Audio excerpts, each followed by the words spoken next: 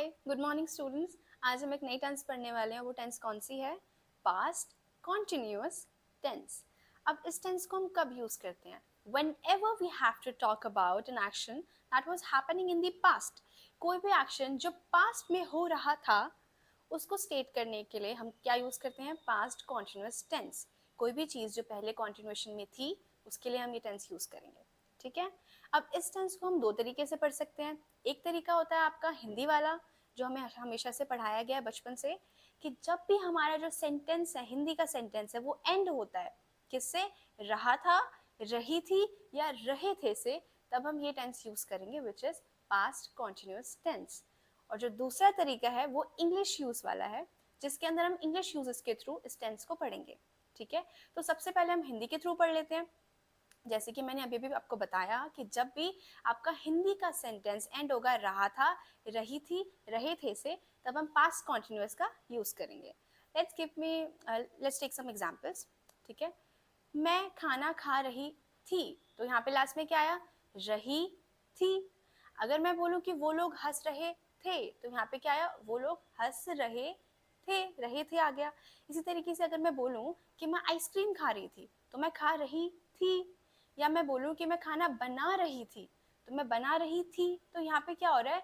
रहा था, रही थी, रहे थे आ रहा है हर एक सेंटेंस के एंड में। तो इसमें हमें क्या यूज करना है? हमें अपने आप ही क्लिक हो जाएगा कि हमें यहाँ पे पास्ट कॉन्टिन्यूअस ही यूज करना है। ठीक है। इसका स्ट्रक्चर भी काफी इजी होता है। अगर हम इसके पॉजिटिव वाले स्ट्रक्चर की बात करें तो क्या होगा? Subject plus was were plus V1 ING plus object. और V1 ING को हम V4 भी बोलते हैं। जैसे कि मैंने आपको पहले एक एग्जांपल दिया कि मैं खाना खा रही थी, इसी को अगर मैं पॉजिटिव में ट्रांसलेट करूँ तो फिर क्या होगा? I was eating food. ठीक है। यहाँ पे क्या हुआ? आई के साथ वॉज लग गया, क्योंकि वॉज वर दो हमारे पास हेल्पिंग वर्ब है, तो हमने वॉज लगाया। उसके बाद हमने V1 ING लगाया, ईट के साथ ING, I was eating food, फिर हमारा ऑब्जेक्ट आ गया। अब इसके अंदर हम वॉज और वर को समझ लेते हैं। हमारे पास ये दो हेल्पिंग वर्ब्स हैं। जो हमारी वॉज है वो हमेशा सिंगुलर सब्जेक्ट्स के साथ लगेगी, जैसे कि ही, शी, इट, नेम। लेकिन ये आई के साथ भी यूज होगी, जैसे कि I was bathing, I was waking up early in the morning. तो जब भी हम आई यूज करेंगे उसके साथ हम वॉज यूज करेंगे। और जब भी हम किसी भी सिंगुलर सब्जेक्ट की बात करेंगे तब भी हम वॉज यूज करेंगे। ठीक है। अब हमारी जो दूसरी हेल्पिंग वर्ब है वो कौन सी है? वर। तो ये वर वाली जो वर्ब है ये हमेशा तब यूज होती है जब भी हमें प्लूरल सब्जेक्ट्स की बात करनी होती है। जब भी हमारे पास काफी सारे लोग होते हैं, प्लूरल सब्जेक्ट की बात करने के लिए हम क्या यूज करेंगे? वर का यूज करेंगे। और प्लूरल सब्जेक्ट्स होते कौन है? वी, यू, दे। जब भी वी आएगा या फिर यू आएगा या फिर दे आएगा, तब हम क्या यूज करेंगे? वर यूज करेंगे। ठीक है। कुछ और एग्जांपल्स भी देख लेते हैं। वो लोग पार्क में पिज्जा खा रहे थे, they were eating pizza in the park. तो इसमें क्या आया? दे के साथ वर लग गया, क्योंकि वो लोग काफी सारे हैं। अगर मैं बोलूँ कि यू वर टेलिंग अ लाई, आप झूठ बोल रहे थे, तो you were telling a lie, you के साथ क्या आ गया? वर आ गया, क्योंकि ये प्लूरल सब्जेक्ट है। और अगर मैं बोलूँ कि मैं कॉलेज जा रही थी, I was going to college, तो इसके अंदर क्या आया? आई के साथ वॉज आ गया, क्योंकि मैंने आपको पहले ही बताया कि वॉज क्यों वॉज के साथ आई के साथ क्या लगेगा? वॉज लगेगा। ठीक है। अब हम चलते हैं इसके नेक्स्ट स्ट्रक्चर पे, which is negative structure. Negative structure कैसे बनेगा?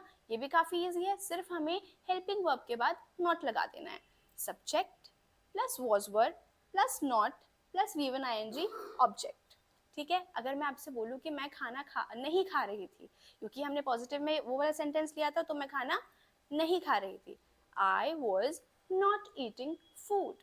ठीक है। अगर मैं बोलूँ वो पार्क में नहीं खेल रहे थे, they were not playing in the park. इस तरीके से हम हमेशा वॉज और वर के बाद क्या लगा देंगे? नॉट लगा देंगे। ठीक है। अब हम नेक्स्ट वाले स्ट्रक्चर पे चलते हैं, विच इज इंटरोगेटिव स्ट्रक्चर। ठीक है। तो इसके अंदर क्या होता है? जो हमारी हेल्पिंग वर्ब है वो स्टार्टिंग में आ जाएगी और लास्ट में हमारे पास क्या आ जाएगा? Question mark. यही होता है, बाकी सब सेम रहेगा। was well plus subject plus V1 ING plus object question mark. अगर मैं बोलूँ कि मैं खाना खा रही थी, was I eating the food, was I eating food। मैं बोलूँ क्या मैं पिज्जा खा रही थी, was I eating pizza। क्या मैं स्कूल जा रही थी, was I going to school। तो यहाँ पे जो हमारी हेल्पिंग वर्ब है वो हमेशा स्टार्टिंग में आ जाएगी और पूरा सेंटेंस सेम होने के बाद एंड में लग जाएगा क्वेश्चन मार्क। ठीक है, इस तरीके से हम इंट्रोगेटिव स्ट्रक्चर्स बनाएंगे। अगर मैं एक और एग्जांपल ले लेते हैं, क्या वो खेल रहे थे, क्या वो खेल रहे थे, वर दे प्लेइंग, या क्या वो पार्क में खेल रहे थे, were they playing in the park.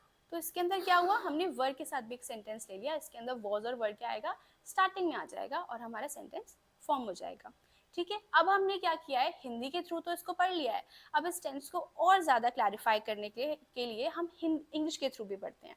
English के अंदर हमारे पास दो यूजेस होते हैं, एक तो होता है जब भी हमारा कोई एक्शन हो रहा होता है पास्ट में, जो कि हमने ऑलरेडी पढ़ लिया है, I was eating food, I was having pizza, या फिर they were playing in the park। तो ये सब सेंटेंसेस क्या है, कोई भी एक्शन हो रहा था पास्ट में। ठीक है, लेकिन इसका सेकेंड यूज बहुत इंपॉर्टेंट है।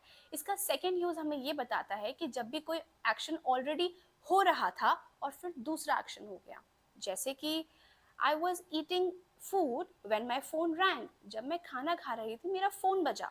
तो इसके अंदर क्या हुआ, एक एक्शन ऑलरेडी हो रहा था, वो टेक प्लेस कर रहा था और दूसरा एक्शन हो गया।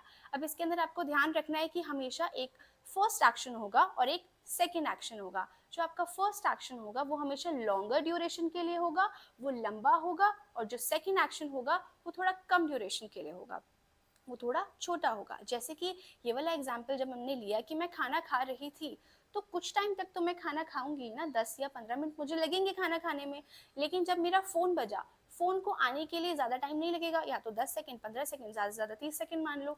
तो वो वाला जो ड्यूरेशन है वो छोटा हो गया, वो जो एक्शन है वो कम हो गया, और जो मेरा खाना खाने वाला एक्शन था वो लॉन्गर ड्यूरेशन के लिए हो गया।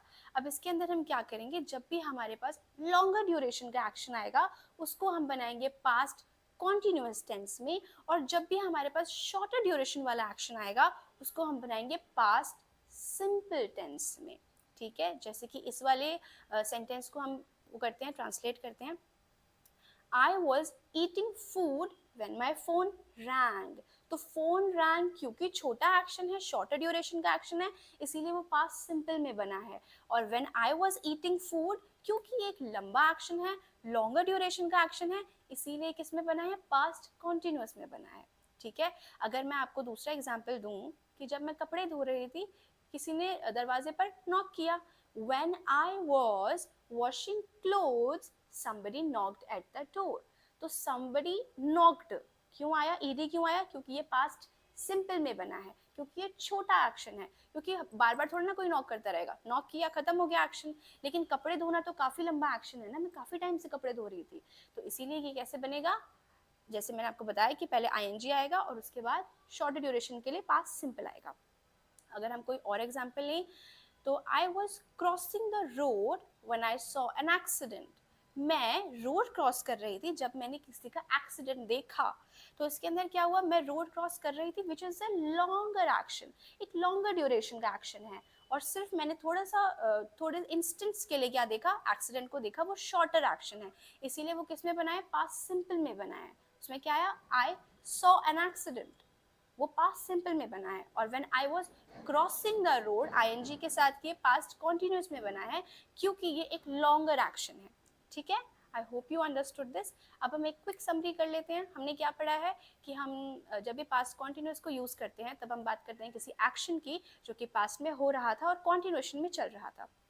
इसके अंदर हम V1 ING लगाते हैं, और हमारे पास दो तरीके की हेल्पिंग वर्ब्स होती हैं, एक वॉज होती है, एक वर होती है। जो हमारी वर होती है वो हमेशा प्लूरल सब्जेक्ट्स के साथ आती है, जो हमारी वॉज होती है वो हमेशा सिंगुलर सब्जेक्ट्स के साथ आती है, और जो आई होता है वो भी हमेशा वॉज के साथ यूज होता है। ठीक है, फिर हमने इसके दो इंग्लिश के यूजेस पढ़े थे कि एक इंग्लिश का यूज होता है कि जब भी हम कोई एक्शन कर रहे होते हैं और दूसरा एक्शन टेक प्लेस कर जाए, और दूसरा इंग्लिश का यूज होता है जब भी हम पहले किसी एक्शन के बारे में बात कर रहे होते हैं जो पास्ट में हो रहा था। ठीक है, तो I hope you understood this. This was all for the video. Thank you.